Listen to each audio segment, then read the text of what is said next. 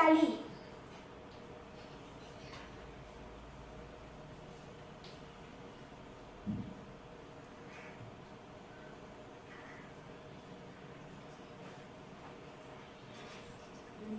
அதோட ஒன்று களி எத்தனை?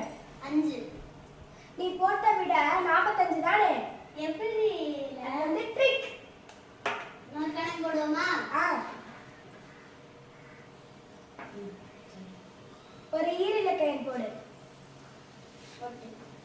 அது ரெண்டையும் இப்ப கூட்டு. புரியுது. அந்த ஈரிலக்கையனோட இத களி.